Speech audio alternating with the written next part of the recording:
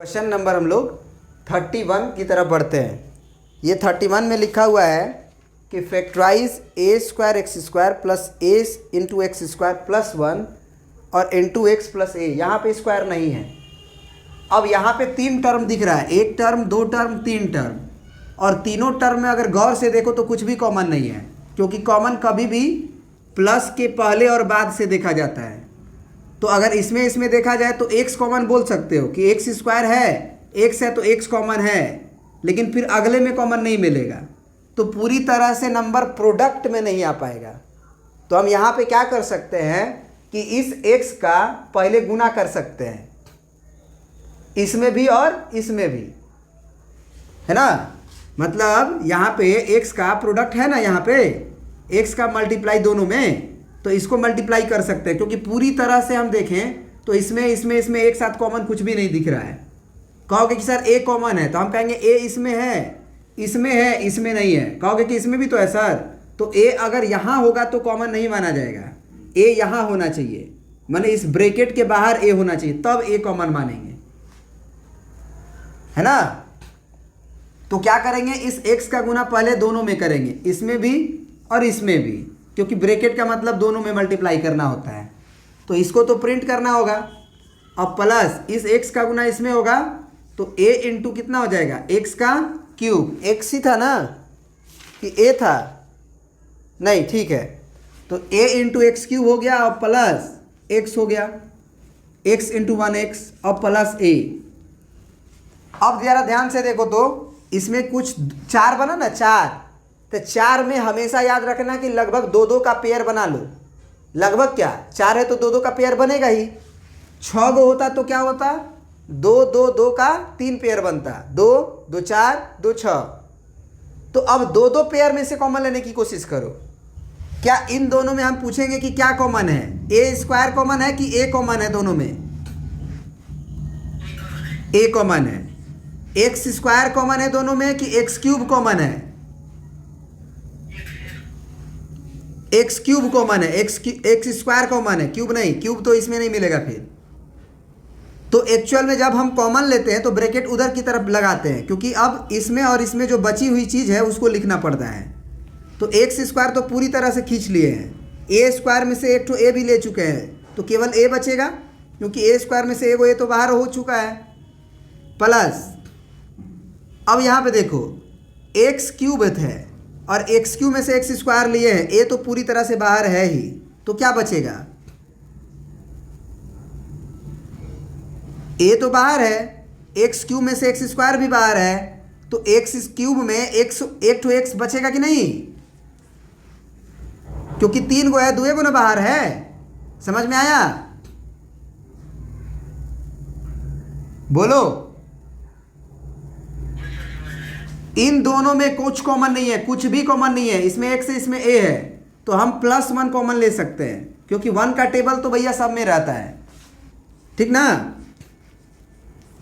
जब कुछ भी कॉमन नहीं दिख रहा है तो हम 1 कॉमन बोल सकते हैं, क्योंकि 1 का अंदर मल्टीप्लाई करने से कोई फर्क नहीं पड़ेगा, 1 इंटू एक्स एक्स ही आएगा, 1 इंटू ए ही आएगा। अब अगर ध्यान से देखो तो प्लस के पहले ये टर्म में और प्लस के बाद ये टर्म में तुम्हें कॉमन नजर आ गया a प्लस एक्स, क्योंकि इसे a प्लस एक्स तो लिख ही सकते हो ना। तो हम कह सकते हैं कि a प्लस एक्स कॉमन है, इसको a प्लस एक्स लिख सकते हो, तो बस समझो कि ये भी a प्लस एक्स ही है। तो a प्लस एक्स अगर हम इसमें से कॉमन ले लिए, इसमें से कॉमन ले लिए, तो इसमें क्या बचेगा, अब a प्लस एक्स तुमने बाहर निकाल लिया, तो a एक्स स्क्वायर बचा।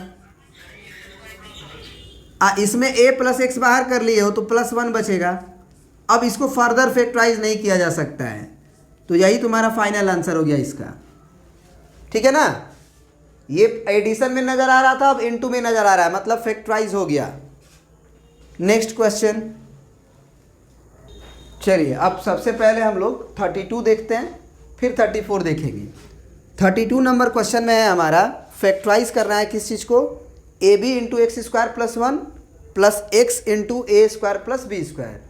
अब देखो प्लस के पहले और बाद में अगर देखा जाए तो साफ रूप से कुछ भी कॉमन नहीं है, क्योंकि ए बी इसमें है नहीं, इंटू में, कॉमन कभी भी होगा तो इनटू में देखना है, प्लस में नहीं। फिर एक्स स्क्वायर प्लस वन है, यहाँ भी एक्स स्क्वायर प्लस वन नहीं है, क्योंकि कॉमन कभी भी होगा तो ये पूरा प्रोडक्ट होगा।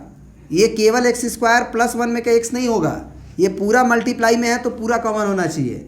तो हमें कुछ भी कॉमन नहीं दिख रहा है, तो जब कुछ भी कॉमन नहीं दिख रहा है तो डायरेक्ट तो बाहर नहीं कर सकते हैं।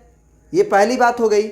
जब हम यहाँ पे खड़ा होंगे, देखेंगे, सोचेंगे कि हम भैया फैक्टराइज करना है तो कॉमन निकालना है, तो कॉमन अगर हम देखेंगे तो ए देखेंगे तो इधर प्लस के बाद ए कहीं नहीं है, प्रोडक्ट में कहीं नहीं है, क्योंकि प्रोडक्ट में होगा तभी कॉमन होगा। बी भी कॉमन नहीं है प्रोडक्ट में। फिर एक्स स्क्वायर प्लस वन पूरी तरह से देखना होगा, ये एक्स स्क्वायर प्लस वन जो कि उधर नहीं है, तो भैया हम आगे नहीं बढ़ सकते हैं। तो आगे नहीं बढ़ सकते हैं इस तरह से, तो क्या करेंगे कि मल्टीप्लाई कर देंगे, ए बी का मल्टीप्लाई बारी बारी से दोनों में कर देंगे, एक्स का मल्टीप्लाई बारी बारी से कर देंगे, और फिर सोचेंगे इसका ए बी का एक्स स्क्वायर में मल्टीप्लाई करेंगे तो क्या आएगा, A B into X square आएगा, प्लस वन में ए बी का मल्टीप्लाई होगा फिर तो ये ए बी हो जाएगा, प्लस एक्स का ए स्क्वायर में मल्टीप्लाई होगा तो ए स्क्वायर इंटू एक्स होगा, फिर एक्स का बी में मल्टीप्लाई होगा तो प्लस बी स्क्वायर एक्स होगा, क्योंकि बी स्क्वायर इंटू एक्स। ये बात समझ में आया? बोलो। अब यहाँ पे ये तो बात हो गई थी कि अगर हम इसमें से फिर वापस से ए बी कॉमन लेंगे तो यही लौटेगा, तो फ़ायदा होगा नहीं। तो क्या करते हैं ना, इस वाली क्वांटिटी को और इस वाली क्वांटिटी को एक साथ कर लेते हैं। कुछ तो एक साथ करना ही पड़ेगा, इसको एक साथ करके हम लोग ए बी अगर कॉमन लेंगे भी तो यहाँ एक्स स्क्वायर प्लस वन वापस से बचेगा, कोई फ़ायदा नहीं होगा। तो इसको एक साथ लिख देते हैं, ए बी एक्स स्क्वायर अब प्लस ए स्क्वायर एक्स को, और फिर यहाँ पे जो ए बी है उसको, और प्लस बी स्क्वायर एक्स को, यानी इसको और इसको हम एक साथ कर दिए यहाँ पे, और ए बी एक्स स्क्वायर और ए स्क्वायर एक्स को यहाँ पे कर दिए। अब कॉमन देखो, चार ठो है, दो में से कॉमन देखो, दो में से कॉमन देखो, क्योंकि पूरी तरह से तो किसी में कॉमन नहीं है। ए इसमें है, ए इसमें है, ए इसमें है, ए इसमें नहीं है, बी इसमें है, बी इसमें है, बी इसमें नहीं है, एक्स देखो तो इसमें नहीं है, मतलब पूरी तरह से पूरा में कॉमन कुछ भी नहीं है। तो अब दो का जोड़ा बनाएंगे थोड़ा सा इधर उधर करके, जैसे इसको उधर भेज दिए, इसको इधर लेके आ गए। अब इन दोनों में क्या कॉमन होगा भाई, ए कॉमन होगा कि नहीं होगा, होगा ना, ए इसमें है ना, बोलो। इन दोनों में देखा जाए, केवल उधर नहीं देखा जाए तो ए कॉमन है कि नहीं है, फिर बी कॉमन देखा जाए तो बी है दोनों में, नहीं है। एक्स देखो, एक्स है, एक्स स्क्वायर नहीं है, क्योंकि एक्स स्क्वायर इसमें नहीं है, एक्स लेकिन दोनों में माना जाएगा। अब ए एक्स कॉमन है तो यहाँ क्या बचेगा, ए तो कॉमन ले लिए हो तो बी बचेगा, और एक्स स्क्वायर है तो एक्स केवल लिए हो तो एक्स बचेगा, फिर प्लस ए स्क्वायर एक्स में से ए लिए हो कॉमन और एक्स लिए हो कॉमन, तो एक ठो ए बचेगा ना, प्लस इन दोनों में क्या कॉमन है, ए देखो, ए कॉमन है, बारी बारी से पूछ लिया करो, समझ में नहीं आता है तो ए पे अंगुली रखो और देखो ए इसमें है कि नहीं, तो नहीं है तो ए से अंगुली हटा लो, बी पे अंगुली रखो, बी फिर देखो इसमें भी है और इसमें भी है तो बी कॉमन लिया जा सकता है। तो बी लेने के बाद वापस से इसमें बचेगा ए और प्लस इसमें बचेगा बी और एक्स दोनों। तो अब देखो तो बी एक्स प्लस ए को ए प्लस बी एक्स नहीं लिख सकते हैं क्या,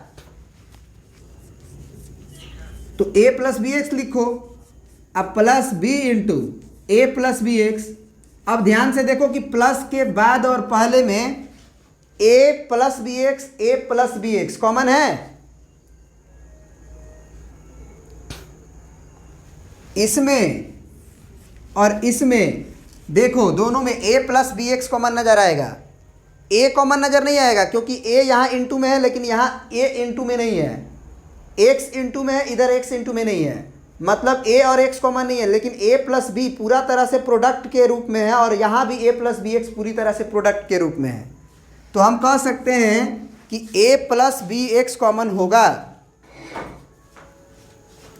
तो अगर हम a plus B X common लेंगे तो हमारा बचेगा उधर वाली क्वांटिटी में a प्लस बी एक्स के बाद a इंटू एक्स, और प्लस के बाद यहाँ पे a plus B X common है तो बचेगा प्लस b।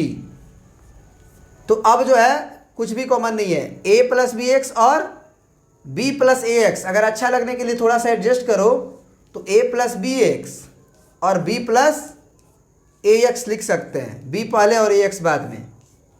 बस एक सीक्वेंस में अच्छा लगने के लिए आंसर लिखे, नहीं तो ये भी आंसर है आपका। समझ में आया ना? प्रिंट कर लीजिए।